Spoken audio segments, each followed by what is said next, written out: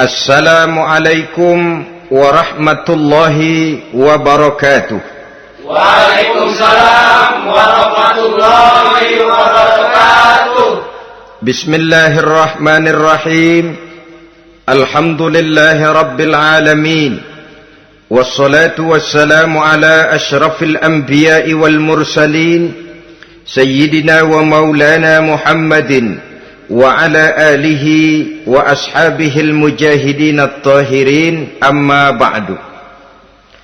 Saudara-saudara kaum muslimin rahimakumullah, agama mengajarkan bahwa di dalam melaksanakan segala macam pekerjaan hendaklah dilaksanakan dengan penuh hati-hati dan perhitungan. Dikatakan dalam pepatah, fit ta'annis salamah wa fil ajalatin nadamah. Di dalam keberhati-hatian itu ada keselamatan, dan di dalam sikap tergesa-gesa, di dalam sikap terburu-buru biasanya mengandung penyesalan. Tetapi ada 5 perkara yang malah memang harus dikerjakan secara buru-buru. Apa yang 5 perkara itu? Pertama, mengubur jenazah. Tidak baik kalau jenazah itu disemayamkan sampai 2-3 hari di rumah. Dan yang lebih baik mengubur jenazah itu adalah di tempat di mana dia meninggal. Contohnya adalah baginda Nabi. Beliau kelahiran Mekah. Beliau wafat di Madinah, maka di Madinah itulah beliau dimakamkan dan bukan di kota Mekah. Karena prinsipnya agama menginginkan kemudahan dan tidak menginginkan kesukaran. Hal kedua yang harus dikerjakan dengan segera ialah mengawinkan anak perempuan.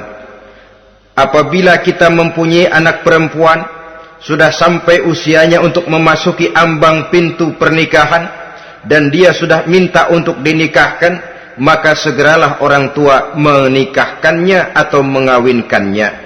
Sebab biasanya anak perempuan, apalagi di zaman sekarang, kalau tidak segera dikawinkan oleh orang tuanya, dikhawatirkan dia akan kawin sendiri. Dan itu tentu akhirnya akan merepotkan kedua orang tuanya. Hal ketiga yang harus dikerjakan dengan segera dan buru-buru ialah membayar hutang. Apabila kita sudah berhutang kepada seseorang dan sudah ada uang untuk membayarnya, bersegeralah untuk membayar. Sebab kalau ditunda besok, lusa atau hari minggu depan, dikhawatirkan uangnya akan terpakai untuk kepentingan-kepentingan yang lain, dan hutang akan tetap tinggal hutang, tidak pernah terbayar adanya. Hal keempat yang harus disegerakan ialah menghidangkan makanan untuk orang musafir yang kebetulan menjadi tamu di rumah kita. Dan hal yang kelima yang harus dilakukan dengan buru-buru, dengan segera, bertaubat apabila mengerjakan perbuatan dosa. Hal kelima inilah yang akan kita bicarakan pada pertemuan kita kali ini, yaitu tentang taubat kepada Allah Subhanahu wa ta'ala. Taubat berasal dari kata-kata taba yatubu, yang isim masdarnya adalah taubatan. Artinya sama dengan roja'a yarji'u, ada ya'udu, pulang atau kembali. Bertobat maksudnya kembali dari yang dilarang oleh Allah. Kalau dalam perjalanan hidup ini kita suka menerjang larangan-larangan Allah, melaksanakan apa-apa yang dilarang olehnya, maka taubat artinya meninggalkan larangan-larangan itu dan kembali kepada apa yang diperintah oleh Allah Subhanahu wa ta'ala. Kenapa taubat ini harus disegerakan? Karena makhluk bernama manusia ini sulit melepaskan diri dari dosa dan salah. Nabi bersabda, kullu bani Adam khatta'un wa khairul khatta'ina tawwabun. Setiap anak Adam, yakni setiap manusia, pasti mempunyai dosa dan kesalahan. Dan sebaik-baik orang yang mempunyai dosa dan kesalahan ialah orang yang segera bertaubat. Dengan kata lain, orang yang baik sesungguhnya bukanlah orang yang tidak punya salah, karena tidak ada orangnya yang tidak punya salah. Tetapi orang yang baik adalah orang yang apabila melakukan kesalahan, dia segera sadar, dijadikannya kesalahan itu sebagai pelajaran untuk tidak diulanginya lagi pada masa-masa yang akan datang. Inilah yang digambarkan oleh Allah Subhanahu wa taala dalam surah Ali Imran ayat 135. Walladzina iza fa'alu fahishatan, dan orang-orang yang apabila mereka terjatuh ke dalam perbuatan dosa, au zalamu anfusahum, atau berbuat zalim kepada diri mereka sendiri, dzakarullaha fastaghfaru lidzunubihim, mereka segera ingat kepada Allah dan memohon ampun terhadap dosa yang pernah mereka kerjakan. Saudara-saudara kaum muslimin rahimakumullah, sejak awalnya iblis memang sudah memproklamirkan diri di hadapan Allah Subhanahu wa taala. Apa kata iblis? Ya Rabbi wa izzatika la azalu aghwi bani adama ma damat arwahuhum fi ajsadihim. Ya Allah, demi kemuliaanmu saya bersumpah, kata iblis, saya akan selalu memperdayakan anak-anak Adam, saya akan selalu menggoda manusia selama ruh mereka masih ada di dalam jasad mereka. Jadi selama ruh masih ada di dalam jasad, selama itulah iblis akan selalu berusaha menggelincirkan manusia untuk jatuh ke tempat-tempat salah dan ke tempat-tempat dosa. Tetapi kemudian Allah juga memberikan jaminan. Allah menjawab proklamasi iblis ini, wa izzati wa jalali ya mal'un la azalu aghfiru lahum mastaghfaru. Demi kehormatanku, demi kemuliaanku, hai mal'un, hai yang terkutuk, hai iblis, kalaupun engkau selalu memperdayakan manusia, kalaupun engkau selalu menipu dan menggoda mereka sepanjang ruh mereka masih ada di dalam jasad, aku akan senantiasa memberikan ampun kepada mereka sepanjang mereka memohonkan ampun kepadaku. Inilah jaminan dari Allah Subhanahu wa ta'ala.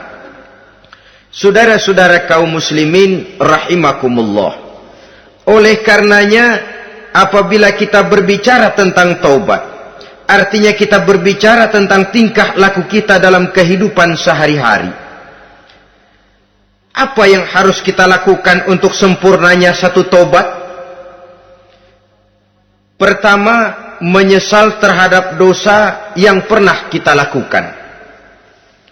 Kadang-kadang ada juga orang bertaubat, tapi bukan nyesal terhadap dosa yang dia kerjakan, malah puas katanya. Dia ngomong sama teman-temannya, saya dulu zaman muda sudah kenyang judi, kenyang zina, kenyang mabuk-mabukan, sudah puas. Sekarang tinggal benernya saja, saya sudah taubat. Taubatnya sih bagus, tapi puasnya itu yang jelek. Kenapa harus dikatakan puas? Bukan puas, menyesal. Menyesal saya dulu. Kenapa hanyut terjebak dosa? Kenapa tenggelam di meja judi? Kenapa tenggelam di minum-minuman keras? Kenapa hanyut kepada perbuatan munkar dan maksiat? Saya menyesal sekali. Menyesal diperintah dan bukan malah puas. Dari rasa menyesal ini nanti timbul hal yang kedua, yaitu berniat tidak akan mengulangi lagi perbuatan dosa. Kalau menyesal tapi masih diulangi lagi, itu belum taubat yang sebenarnya. Saya kapok, menyesal, tidak mau minum minuman keras lagi. Besok tidak ada minuman keras, malah pusing, nyari kesana kemari. Itu belum taubat yang sebenarnya. Jadi setelah menyesal, berniat tidak akan mengulangi lagi perbuatan dosa itu. Kalau menyesal tapi masih diulanginya lagi, itu sama saja dengan main-main. Saudara-saudara kaum muslimin rahimakumullah, Barangkali itu yang orang namakan dengan taubat sambal namanya. Kita kalau makan nasi pakai sambal, pedesnya bukan main, repot, marah, ngomel. Gila, sambal pedes bukan main, taubat sama sambal. Tobat sama sambal katanya. Tapi 2-3 hari kemudian dia makan lagi, nggak ada sambal, nyari. Kemarin sudah taubat, 2 hari kemudian malah nyari. Ini bukan taubat yang sebenarnya. Penyesalannya tidak diiringi dengan berniat untuk tidak mengulangi perbuatan dosa itu selama-lamanya. Saudara hadirin, kita sudah taubat, tidak mau lagi minum minuman keras. Datang teman, minum ya? Nggak mau. Kenapa? Saya sudah taubat. Yang benar, benar. Kalau dibayarin, udah. Jadi rupanya taubatnya itu cuma karena nggak ada yang bayarin. Begitu datang yang bayarin, berangkat lagi. Itu belum lagi merupakan taubat yang sebenarnya. Begitu juga kita taubat dari meja judi. Pada waktu sudah buras, bangkrut, habis-habisan, mungkin menyesal, mungkin bertaubat. Inilah akibatnya judi, rumah tangga berantakan, harta buras, anak terlantar, uang tidak ada. Taubat, saya tidak mau lagi-lagi tenggelam di meja judi. Pada saat kondisinya bangkrut, itu yang diucapkan. Tapi 2-3 hari, 4-3 minggu, 1 bulan kemudian rezekinya banyak, makmur lagi, usahanya maju lagi, lupa lagi dia kepada ucapan sebelumnya, akhirnya sedikit demi sedikit tenggelam kembali di meja judi. Ini pun belum merupakan taubat yang sebenarnya. Jadi untuk sempurnanya taubat, yang pertama menyesal terhadap dosa yang telah dilakukan, yang kedua berjanji tidak akan mengulangi lagi, kemudian yang ketiga meninggalkan perbuatan jahat itu untuk selama-lamanya. Dengan kata lain, kalau memang taubat tidak mau minum lagi, talak 3 itu minuman keras. Kalau memang niat tidak akan berjudi lagi, talak 3 itu segala macam bentuk perjudian, meninggalkan perbuatan jahat. Yang keempat, menunaikan semua fardu dan kewajiban. Sebab barangkali pada saat kita tenggelam dalam dosa, perintah-perintah Allah, jangankan yang sunnah, yang wajib saja sering kita lalaikan. Maka apabila diri telah berniat melaksanakan taubat, maka tunaikan semua kewajiban yang disyariatkan oleh agama kepada kita. Yang kelima, meminta halal kepada para lawannya dengan termasuk mengembalikan hak milik orang lain. Ini kalau menyangkut hukukul adamiyin atau hak-hak manusia. Jadi kalau kita berdosa kepada sesama manusia, Allah belum akan menerima taubat kita kalau kita belum minta maaf kepada yang bersangkutan. Adapun kalau kita sudah minta maaf tapi yang bersangkutan tidak mau memberikan maaf, itu urusan dia kepada Allah. Urusan kita adalah meminta maaf kepada yang bersangkutan. Hal yang keenam, mendidik atau melatih diri untuk bertaat kepada Allah. Sebagaimana kita dulunya telah melatih diri, memperturutkan diri untuk berbuat durhaka. Lalu memperbaiki yang dimakan dan yang diminum. Itu juga merupakan ciri dari orang-orang yang melaksanakan taubat kepada Allah Subhanahu wa ta'ala.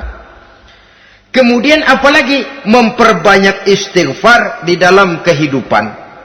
Disabdakan oleh Nabi, inna likulli da'in dawa'un wa dawa'u zunubi al-istighfar. Sesungguhnya segala macam penyakit tentu ada obatnya, dan obat dari segala macam dosa adalah istighfar. Saudara-saudara kaum muslimin rahimakumullah. Jadi kalau yang terdahulu merupakan perbuatan-perbuatan konkret, maka yang terakhir ini taubat dalam bentuk ucapan berupa memperbanyak istighfar, memohonkan ampun kepada Allah Subhanahu wa ta'ala. Mari kita lihat. Dalam teladan hidup kita, manusia yang hatinya paling bersih, tidak lain adalah Rasulullah sallallahu alaihi wasallam. Beliau sudah mendapat jaminan ampun dari seluruh dosa. Liyaghfir lakallahu ma taqaddama min zambika wa ma ta'akhkhar, kata Allah. Muhammad, dosamu yang dahulu, dosamu yang sekarang, dosamu yang akan datang jikalau memang ada, seluruhnya sudah mendapat jaminan ampun dari Allah. Tetapi coba lihat dari sejarah perjalanan hidup yang mulia ini. Sungguh pun beliau sudah nyata-nyata mendapat jaminan ampun dari Allah.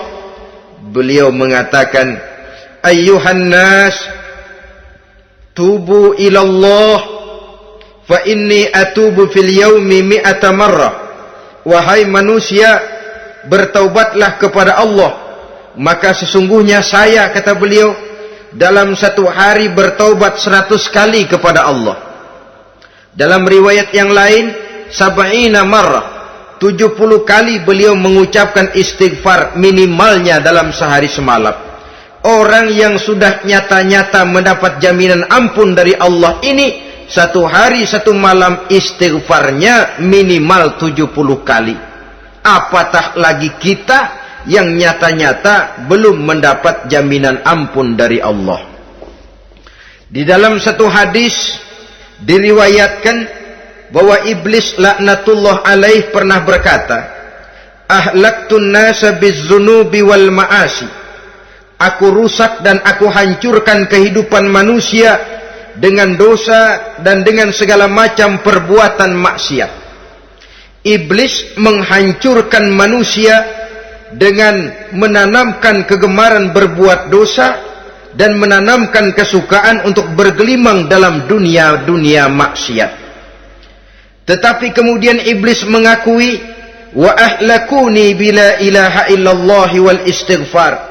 Tetapi kemudian terbalik, manusia menghancurkan aku dengan kalimat la ilaha illallah dan dengan istighfar, yakni mengucapkan astaghfirullahal azim. Inilah senjata pemungkas menghadapi upaya iblis untuk menghancurkan manusia. Kalau iblis menghancurkan manusia dengan perbuatan dosa, dengan menenggelamkan manusia ke dalam perbuatan-perbuatan maksiat, hendaknya kita sadar.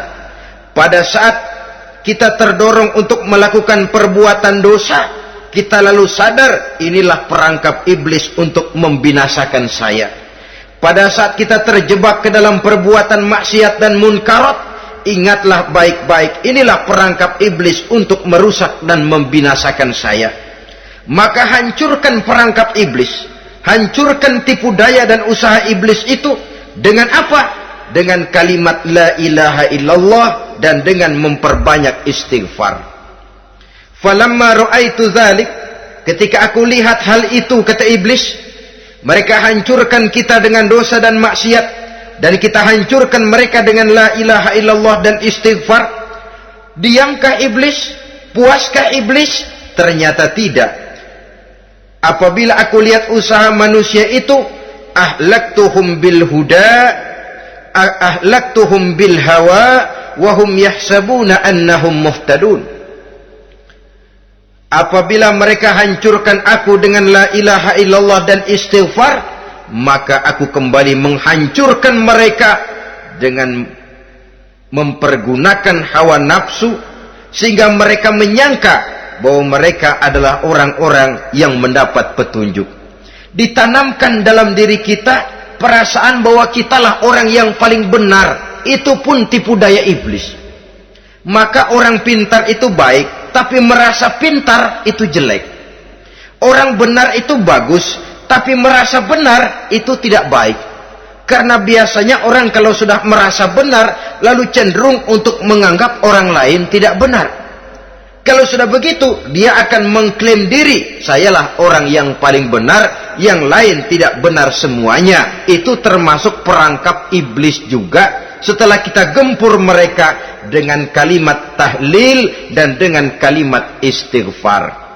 Saudara-saudara kaum muslimin rahimakumullah, Allah Maha Pengasih dan Maha Penyayang.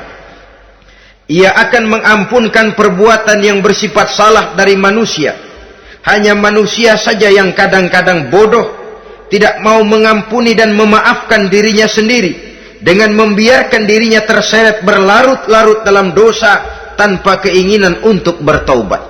Sepanjang nafas belum sampai di tenggorokan, sepanjang matahari masih terbit di sebelah timur dan terbenam di sebelah barat, sepanjang itu Allah masih akan menerima taubat seorang hamba.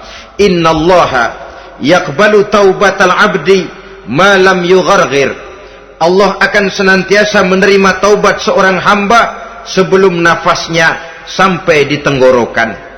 Apabila nafas sudah sampai di tenggorokan, maka taubat sudah terlambat adanya. Lalu yang konkret di dalam kehidupan ini, apa ciri-ciri dari orang yang melaksanakan taubat itu? Seorang ahli hikmah berkata, pertama, orang yang taubat itu kelihatan bahwa dalam kehidupan ini dia mampu menjaga lidahnya dari ucapan yang berlebih-lebihan, dari ucapan yang tidak ada manfaatnya, dari ucapan yang mengandung dosa, namimah, mengadu domba, dan ucapan-ucapan yang merugikan orang lain. Orang yang taubat kelihatan dari lidahnya. Ini yang konkret. Yang kedua, orang yang taubat itu cirinya tidak ada lagi rasa dengki di hatinya, tidak ada keinginan untuk membenci dan memusuhi orang lain. Kenapa? Dia sudah sibuk memikirkan kekurangan dirinya sendiri, sehingga tidak ada waktu lagi untuk mengorek-ngorek, mencari-cari aib dan kekurangan pada diri orang lain. Ini makna ucapan Nabi, tuba liman syaghalahu aibuhu an uyubin nas. Beruntunglah orang yang kekurangan pada dirinya menyebabkan dia cukup sibuk sehingga tidak sempat mencari-cari dan mengorek-ngorek aib dan kekurangan orang lain. Berbeda dengan orang yang masih jauh dari sikap taubat, selalu berusaha mencari dan mengorek-ngorek kekurangan orang lain, sementara aib dan kekurangan dirinya diumpetin. Ini namanya ilmu kancil. Orang lain disorotin, dia ngaling, ngumpet. Kerjaannya apa? Monten orang lain saja. Dia sendiri tidak mau diponten dan tidak mau memonten dirinya. Akibatnya apa? Sikap introspeksi tidak ada. Sikap mawas diri hilang. Sikap melihat, bercermin terhadap pribadinya sendiri hilang. Yang ada cuma menilai orang lain saja. Jadi adapun orang yang sudah bertaubat ini, di hatinya tidak ada dengki. Melihat orang lain mendapat nikmat, alhamdulillah, dia ikut bersyukur. Lain dengan orang yang jauh dari taubat, tetangganya dapat nikmat, dia meriang. Tidak senang hatinya melihat orang lain senang. Orang melarat malah tepuk tangan. Saudara hadirin yang saya muliakan, orang yang semacam ini pada hakikatnya selalu disiksa oleh perasaannya sendiri. Kalau tetangganya yang kaya, ditanya kemana dukunnya. Tapi kalau tetangganya jatuh melarat, dia tepuk tangan, gembira bukan main. Lain dengan orang yang sudah bertobat, hasud itu hilang dari dirinya. So hasud inilah yang akan memakan kebaikan yang kita kerjakan. Kata Nabi, hasud itu bisa memakan kebajikan seperti api memakan kayu bakar. Allahu Akbar. Puasa kita, zakat kita, sholat kita, habis keropos dimakan oleh sifat hasud. Tidak terasa, tapi begitu kita punya sifat dengki kepada orang lain, maka sholat kita dimakan oleh dengki tadi, puasa kita dimakan oleh dengki tadi, segala macam kebaikan yang kita kerjakan dimakan oleh si dengki tadi, seperti api memakan kayu bakar, cepat sekali. Itulah sebabnya bagaimanapun banyak kebaikan yang sudah kita kerjakan, jangan bangga dan jangan lalai. Sebaliknya, bagaimanapun besar dosa dan kesalahan yang pernah kita lakukan, jangan putus asa dari rahmatnya Allah Subhanahu wa ta'ala. Jadi yang kedua, ciri orang yang bertaubat, di hatinya tidak ada dengki dan tidak ada rasa ingin memusuhi orang lain. Dia berhadapan dengan setiap orang dengan modal husnuzon, baik sangka kepada Allah. Tidak a priori. Kadang-kadang ada orang ketemu saja baru tapi sudah punya rasa jelek. Diperturutkannya suuzonnya. Yang ketiga, ciri orang bertaubat itu menjauhkan diri dari pergaul dengan orang-orang jahat. Sebab kita tahu bahwa pergaulan sangat besar pengaruhnya dalam ikut membentuk kepribadian manusia. Asyariku wa fi syarri syarrun. Bersekutu dengan kejahatan biasanya ikut jadi jahat. Walaupun secara langsung tidak melakukan kejahatan, tapi sudah termasuk dalam jamaah yang jahat juga namanya. Saudara-saudara kaum muslimin, bukan berarti orang yang taubat lalu tidak mau bergaul itu juga mencerminkan keangkuhan diri. Bergaul dia bergaul, tetapi kepada orang-orang yang jahat ia sekedar menghindarkan diri pergaulannya itu dari kejahatan yang bisa ditimbulkan oleh orang-orang jahat tadi. Ciri yang keempat dari orang yang bertaubat, dia mempersiapkan diri untuk menghadapi mati. Mempersiapkan diri. Sebagaimana kita tahu, kalau kita akan pergi ke luar kota, tentu kita membawa bekal. Makin jauh perjalanan, makin banyak bekal yang harus kita bawa. Hidup ini adalah perjalanan panjang yang kita juga memerlukan bekal dalam kehidupan. Orang yang bertaubat, orang yang mempersiapkan diri untuk menghadapi maut dan menghadapi hari-hari sesudah maut itu datang. Menghadapi kehidupan di alam barzakh, menghadapi kehidupan di alam akhirat dan selanjutnya. Dia mempunyai persiapan sehingga kapan maut datang dia sudah punya persiapan lebih dahulu. Saudara, kalau kita siap dipukul orang, pada saat pukulan itu datang, rasanya sakitnya agak lebih kurang daripada kita tidak pernah siap untuk dipukul. Walaupun bobot pukulannya sama, tapi kita akan lebih punya daya tahan kalau kita sudah siap.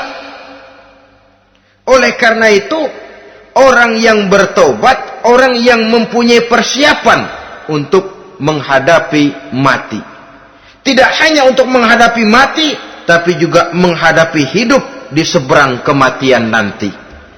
Maka karenanya, dia sibuk dengan dunianya, tapi juga dia lebih sibuk dengan akhiratnya. Dia tenggelam dalam berbagai macam kesibukan dunia, lain saat dia memfanakan diri untuk membekali diri menghadapi kehidupan sesudah hidup yang sekarang ini. Ciri-ciri ini tentu akan kelihatan dari gerak hidup seseorang. Saudara-saudara kaum muslimin rahimakumullah.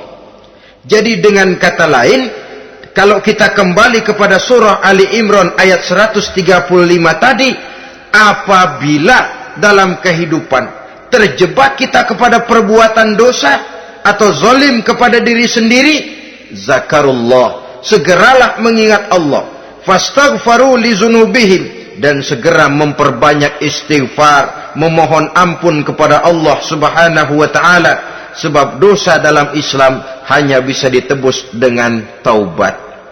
Bukan dengan uang, bukan dengan beras, bukan juga dengan piagam. Dosa dalam Islam hanya bisa ditebus dengan melaksanakan taubat kepada Allah. Dan untuk bertaubat tidak usah ngulur waktu. Besok saja, bulan depan saja, tahun depan saja, nanti saja kalau sudah agak sedikit tua. Ibarat diri kita ini kaca, kata Imam Ghazali, maka dosa adalah debu.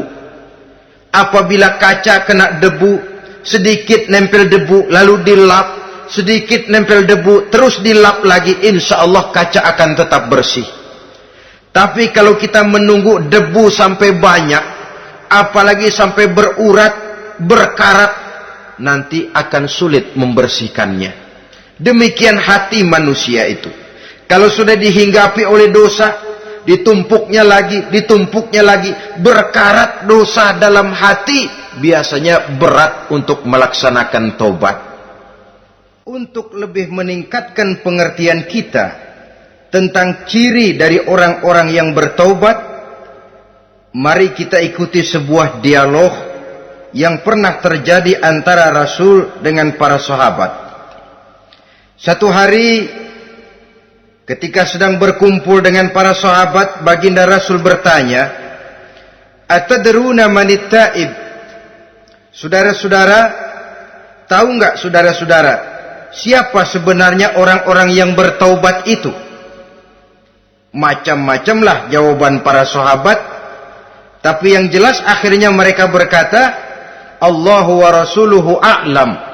Allah dan Rasulnya yang lebih tahu siapa sebenarnya orang yang bertaubat itu.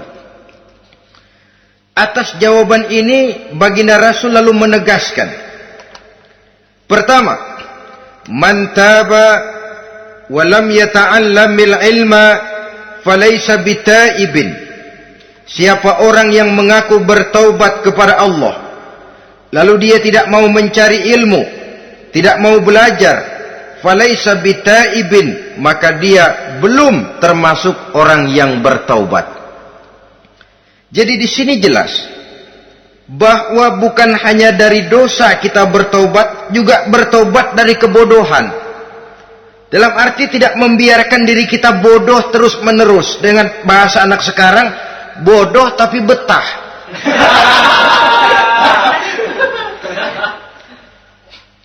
Orang yang mengaku bertaubat tapi tidak menggali ilmu, tidak mau belajar, tidak mau mencari ilmu, tidak hadir di mana majelis taklim, belum dianggap taubat yang sebenarnya. Jadi grafik orang yang taubat itu kelihatan dari kesungguhannya mencari ilmu, menghadiri majelis taklim, menghadiri kuliah-kuliah, ceramah-ceramah dan diskusi-diskusi keagamaan. Rakus dia dengan ilmu pengetahuan agama, sehingga dengan ilmunya taubatnya semakin mantap. Ini ciri yang pertama. Lalu beliau bersabda lagi, wa man taba wa lam yazdad fil ibadati falaysa bitaibin. Barang siapa yang mengaku bertaubat tapi ibadahnya tidak tambah-tambah, maka dia belum termasuk orang yang taubat. Orang yang bertaubat ada grafik peningkatan ibadahnya. Jadi kalau mulutnya taubat, minta ampun, tapi ibadahnya gitu-gitu aja, belum merupakan taubat yang sebenarnya. Jadi pada saat dia melaksanakan taubat, memproklamirkan diri untuk kembali ke jalan Allah, nilai ibadahnya meningkat. Kalau sholatnya tadinya cuma sekedar yang wajib-wajib saja, setelah dia taubat bertambah melaksanakan yang sunnah, rawatibnya, qobliyah, ba'diyahnya, atau kemudian nawafilnya berupa tahajud, hajat, duha, istikharah, dan solat-solat sunnah lainnya. Jadi kelihatan dari peningkatan ibadahnya. Ini ciri yang kedua. Yang ketiga kata Nabi lagi, wa man taba wa lam yardal khusama falaysa bitaibin. Barang siapa yang mengaku bertaubat kepada Allah tapi dia tidak bisa meridhoi musuh-musuhnya, maka belum lagi dia dianggap orang yang bertaubat. Meridhoi, memaafkan musuh. Saudara, memberi maaf itu lebih sulit daripada minta maaf. Tapi memberi maaf lebih mulia daripada minta maaf. Minta maaf gampang, memberi maaf yang sulit. Karena itu orang yang memberi maaf menunjukkan jiwa yang lebih luhur daripada orang yang minta maaf. Sebab apa? Posisi orang yang memberi maaf kan posisi orang yang menang. Biasanya dalam posisi menang orang gampang congkak dan sombong. Orang datang minta maaf kepada kita, lalu timbul keseganan. Iya, minta maaf sih gampang. Memberi maaf itu yang sulit, tapi itu yang sangat dianjurkan. Dan itu merupakan ciri dari orang-orang yang bertaubat. Lalu apalagi? Wa man taba wa lam yughayyir libasahu wa zinatahu falaysa bitaibin. Barang siapa yang mengaku bertaubat tetapi pakaian dan perhiasannya tidak berubah, maka dia belum lagi dianggap bertaubat. Orang bilang pakaian memang kulit, yang penting isi. Tetapi bagaimanapun kulit mencerminkan isi. Dari pakaian kita bisa mengkaji kepribadian seseorang. Saya berpendapat bahwa pakaian penting, kulit juga penting. Kulit penting, isi penting. Kulit tanpa isi tidak ada artinya. Isi tanpa kulit juga meragukan orang. Wah, yang penting kan isinya, kulitnya gimana saja. Saya mau tanya, saudara dapat duren di jalanan, isi aja nggak ada kulitnya. Kira-kira dimakan nggak duren itu? Paling kurang akan menimbulkan keraguan. Jangan-jangan sudah dicampur racun ini. Jadi dengan demikian orang yang bertaubat ini kelihatan dari cara berpakaian, cara berhias diri, tidak over. Dia kembali kepada fungsi berpakaian. Dalam Islam kan sesungguhnya fungsi pakaian itu yang paling utama. Pertama, nutup aurat. Itu ukurannya. Yang kedua, pantas. Yang ketiga, baru soal mode. Di zaman kita sekarang terbalik. Mode nomor 1, pantas belakangan, nutup aurat apa tidak nomor 16.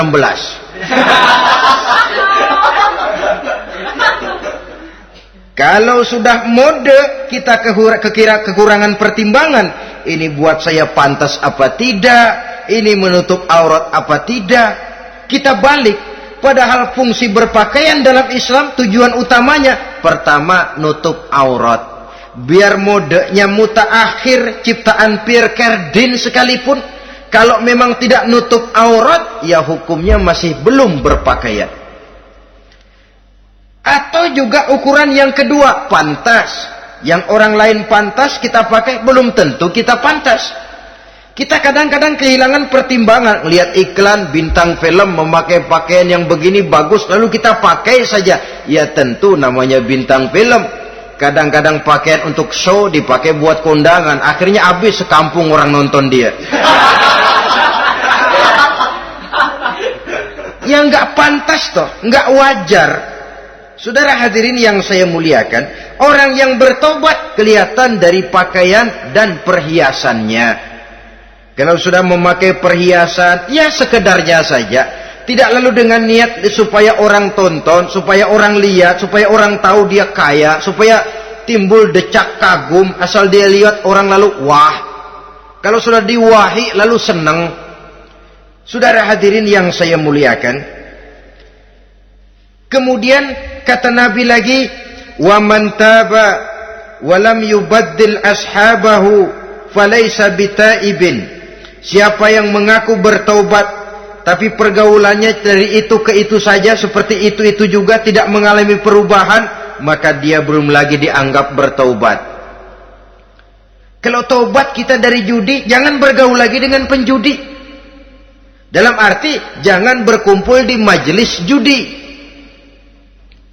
Ah, saya sih udah tobat nggak main judi, tapi ngumpulnya di situ terus. Ya bagaimana? Pada akhirnya toh akan terseret juga. Saudara hadirin yang saya muliakan, jadi dengan demikian lingkungan juga sangat besar pengaruhnya dalam kriteria orang yang bertaubat. Selanjutnya Nabi bersabda, wa man taba walam yughayyir khuluquhu falaysa bitaibin. Siapa yang mengaku bertaubat tapi akhlaknya, budi pekertinya tidak mengalami perubahan, maka orang itu pun belum dianggap bertaubat. Ini juga konkret. Orang yang bertaubat kelihatan dari akhlaknya. Kalau kemarin sama orang tua songong, kurang ajar, nyelongcong, maka setelah taubat dia berakhlak kepada orang tua. Kalau kemarin kepada anak muda menindas, tidak senang kepada anak muda yang maju, setelah dia taubat dia bisa menyayangi kepada anak-anak muda. Akhlak ini lain dengan adat, istiadat. Adat biasanya hanya memandang yang lahir, sedangkan akhlak zahir batin dipandang. Contoh, seorang anak muda kalau lewat di depan orang tua membungkukkan badan, menurut adat dia sudah sopan. Tapi menurut akhlak belum tentu berakhlak. Tergantung kepada niatnya apa membungkukin badan. Permisi apa ngina. Kan mungkin saja orang membungkukan badan lewat di depan aki-aki karena menghina sebab aki-aki itu badannya udah bungkuk. Jadi gerakan zohir yang baik yang diiringi dengan niat yang baik itulah cerminan daripada akhlak. Kalau adat terlepas dari soal niat, asal zohirnya sudah oke, menurut adat oke, dia beradat. Niatnya apa? Adat tidak pernah menilai. Maka orang yang bertaubat pun kelihatan dari akhlaknya, dan akhlak itu adalah keseluruhan tingkah hidup manusia. Cara berjalan ada akhlak, cara makan ada akhlak, cara duduk ada akhlak, cara tidur ada akhlak. Sehingga pantas ketika Siti Aisyah ditanya, Aisyah, Rasulullah itu akhlaknya apa sih? Beliau menjawab, karena Rasulullah khuluquhul Quran. Rasulullah itu akhlaknya Quran. Sehingga di kalangan ilmuwan lalu ada ungkapan bahwa Nabi Muhammad adalah Quran berjalan. Maksudnya seluruh konsepsi Quran sudah diterjemahkan dalam kehidupan Nabi. Maka tidak heran kalau Islam mengatur kehidupan manusia sejak yang sekecil-kecilnya sampai yang sebesar-besarnya. Cara berpakaian ada akhlaknya, kan begitu toh dalam Islam. Saudara diri di depan kaca, ngaca, ada akhlaknya, ada bacaannya. Allahumma kama hassanta khalqi fahassin khuluqi. Sampai saudara masuk ke dalam WC sekalipun ada akhlaknya. Karena akhlak adalah keseluruhan gerak hidup manusia. Orang yang bertobat kelihatan dari perubahan akhlaknya. Kemudian beliau bersabda, "Wa man taba wa lam yatwi firashahu wa bisatahu falaysa bitaibin." Siapa orang yang mengaku bertaubat tetapi dia tidak menggulung tempat tidur dan spraynya, maka dia belum dianggap bertaubat. Ini bahasa kinayah. Menggulung spray, melipat tempat tidur artinya lebih banyak ibadahnya daripada tidurnya. Kalau ngaku taubat tapi sehari 24 jam, 22 jam tidur, cuma 2 jam ibadah, ya belum mencapai kriteria itu. Dengan kata lain, orang apabila sudah memproklamirkan diri untuk taubat, menyingsingkan lengan baju, melipat spray, menggulung tempat tidur. Bukan berarti dia tidak tidur-tidur, tetapi bersiap diri untuk melaksanakan ibadah yang pada saat dia terjebak dalam dosa, sudah banyak ibadah yang ditinggalkannya. Saudara-saudara kaum muslimin rahimakumullah. Kemudian beliau bersabda pula, "Wa man taba wa lam yatasaddaq falaysa bitaibin." Barang siapa yang mengaku bertobat kemudian dia tidak menyedekahkan karunia yang diberikan Allah kepadanya, maka taubatnya belum lagi dianggap taubat yang sebenarnya. Faman istabana minal abdi hazihil khisal fahuwa taibun haqqa. Apabila nyata tanda-tanda ini pada diri seorang hamba, maka barulah taubatnya dinamakan taubat yang sebenarnya. Jadi untuk taubat itu ada 2 jalan yang bisa kita tempuh. Pertama, taubat dengan lisan, taubat dengan ucapan. Dalam artian apa? Memperbanyak istighfar. Istighfar yang mana? Yang mana yang mungkin saja. Kalau waktunya sempit, ya istighfar yang pendek-pendek. Astaghfirullah, astaghfirullah, astaghfirullah. Mau yang lebih panjang, astaghfirullahalazim allazi la ilaha illa huwal hayyul qayyum wa atubu ilaih min jami'il ma'asi waz zunub la haula wala quwwata illa billahil aliyyil azim. Ada waktu yang lebih panjang lagi membaca sayyidul istighfar. Tiap kali berbuat jahat, tiap kali diiringi dengan istighfar. Nah, ini yang bisa runtuh dengan istighfar ini dosa apa? Dosa yang ringan, dosa yang biasanya dilakukan oleh panca indera kita. Mata ini dosa mata, insya Allah bisa runtuh dengan istighfar. Ngelihat yang haram, cepat nunduk, astagfirullah. Habis nunduk, jangan ngeliatin lagi. Kadang-kadang ngelihat nunduk, istighfar, melotot lagi, istighfar lagi.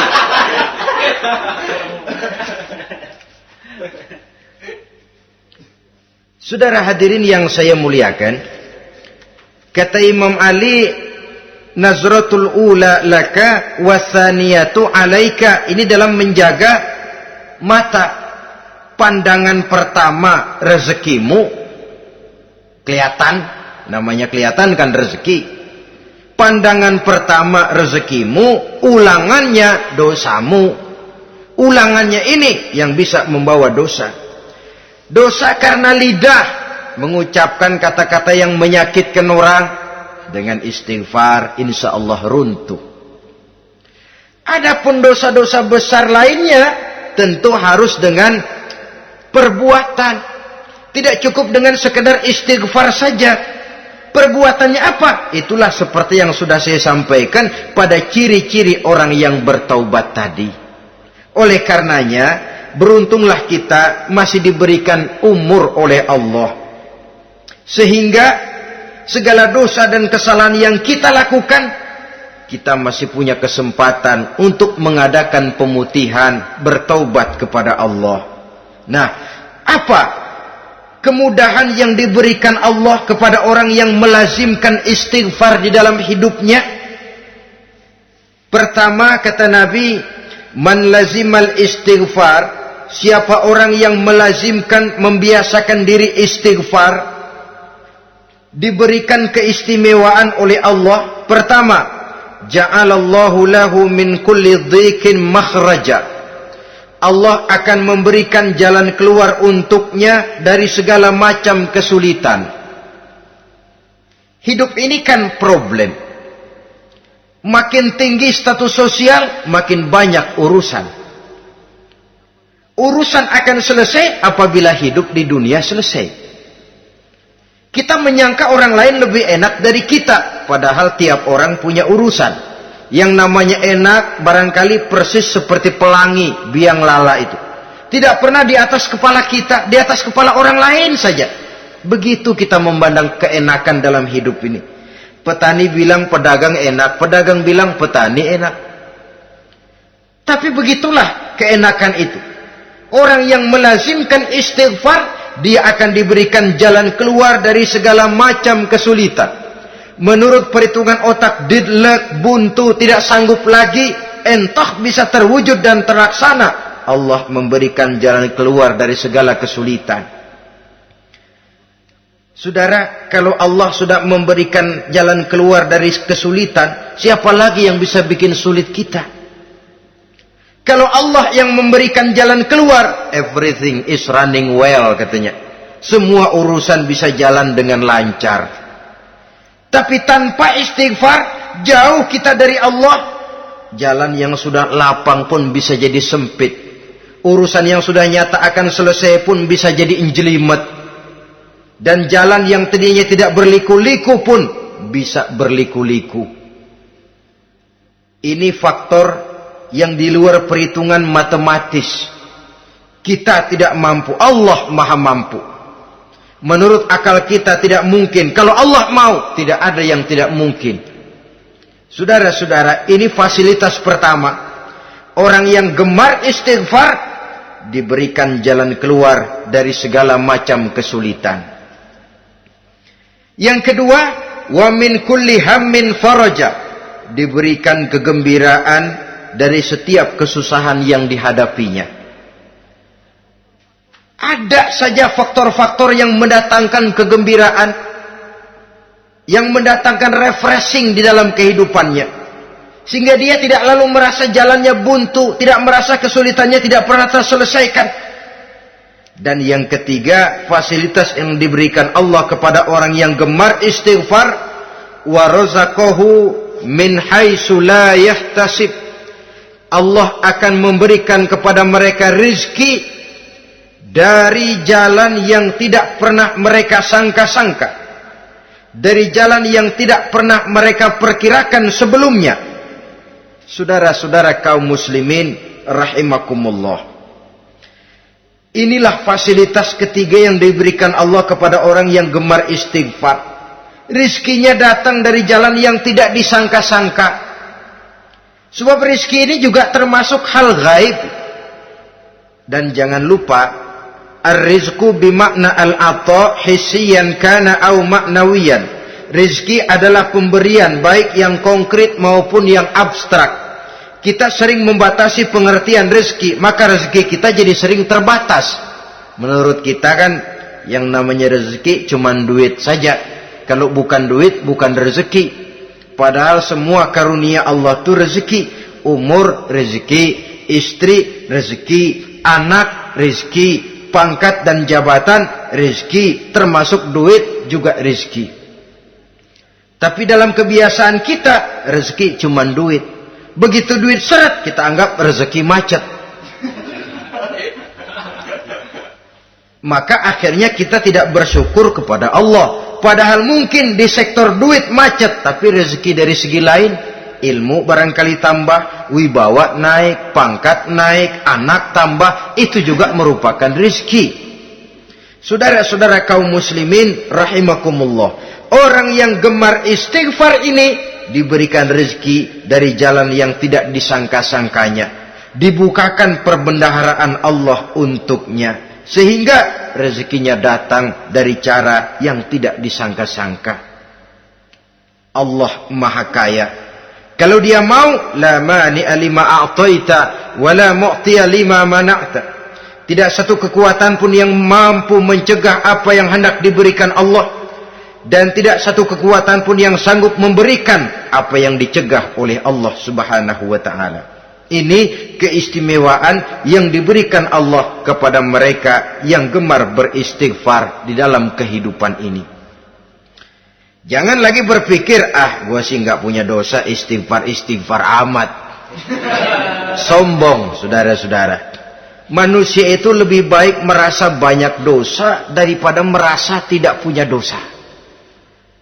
Tanda orang bahagia, kata Nabi, 4. Pertama, orang yang selalu ingat kepada kesalahan yang pernah dia lakukan. Itu orang bahagia. Selalu ingat kepada kesalahan yang pernah dilakukannya. Sehingga pada saat akan melakukan kesalahan yang baru, dia mikir-mikir. Dosa gue yang kemarin udah 3 keranjang, nih nambah lagi. Ingatannya terhadap kesalahan yang lalu akan merupakan langkah preventif yang mencegah dirinya untuk tidak menambah kesalahannya. Orang bahagia, orang yang selalu ingat kesalahan yang pernah dia lakukan, terbayang di pelupuk mata, bukan ngumpet-ngumpetin dosa. Sebab apa yang mau kita umpetin di hadapan Allah?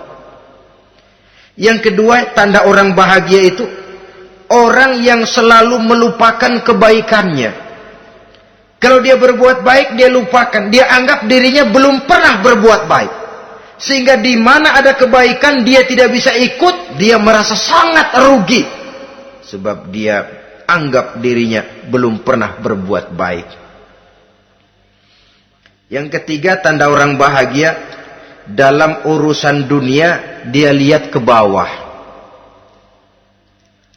Sehingga timbul rasa syukurnya. Bahwa kalau dia sengsara masih banyak yang lebih sengsara dari dia. Bahwa kalau dia miskin masih jauh lebih banyak yang miskin dari dia. Bahwa kalau dia menemui kesulitan masih banyak yang jauh lebih sulit dari dia. Dengan cara itu jiwanya akan lapang, hidupnya akan tenang, dan dia tidak pernah ingkar kepada nikmat yang diberikan Allah. Sebaliknya yang keempat, tanda orang bahagia itu dalam urusan akhirat dia lihat ke atas. Dunia, lihat yang bawah. Akhirat, lihat yang atas.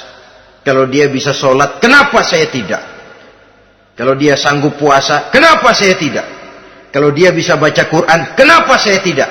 Timbul panas, nyontoh ibadah mendatangkan kebahagiaan. Rakus ibadah malah dianjurkan. Rakus dunia malah tercela. Nah, lawanannya orang celaka, saudara-saudara. Orang celaka juga tandanya 4, lawanan yang tadi itu. Pertama, orang yang selalu melupakan kesalahannya. Kalau berbuat dosa lupa, sok bersih. Alah, dosa gue mah dikit. Saudara hadirin yang saya muliakan, orang yang selalu melupakan kesalahan, menganggap dirinya bersih, akhirnya kalau ingin berbuat dosa nggak dimikir-mikir, tidak ada lagi yang ditimbang-timbang. Selanjutnya, yang kedua, orang celaka itu orang yang selalu mengingat kebaikannya. Akhirnya apa? Timbul sifat nepuk dada, membanggakan jasa, lahirlah pahlawan-pahlawan kesiangan. Selalu membanggakan diri, nepuk dada. Kalau enggak saya, kalau enggak saya. Itu masjid, kalau enggak saya. Itu pesantren, kalau enggak saya. Itu umat, kalau enggak saya. Kalau enggak saya. Memangnya kalau enggak sampean kenapa? Orang yang celaka adalah orang yang selalu menghitung-hitung kebaikan yang pernah dikerjakannya. Keikhlasannya kurang. Makin dia hitung, makin kurang nilai pahalanya. Makanya kalau berbuat baik, ya anggap saja buang sampah, gak usah ditengok-tengok, gak usah diingat-ingat, dan gak usah mengharap orang yang kita tempat berbuat baik akan membalas kebaikan. Saudara hadirin yang saya muliakan, yang ketiga tanda orang celaka dalam urusan dunia, ngelihatnya ke atas, panasnya timbul. Syirik dan dengkinya naik, rakusnya jadi.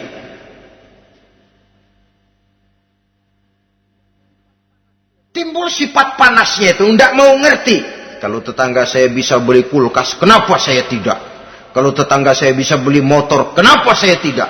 Kalau tetangga saya bisa beli mobil, kenapa saya tidak? Gaji nggak cukup, tuyul piara.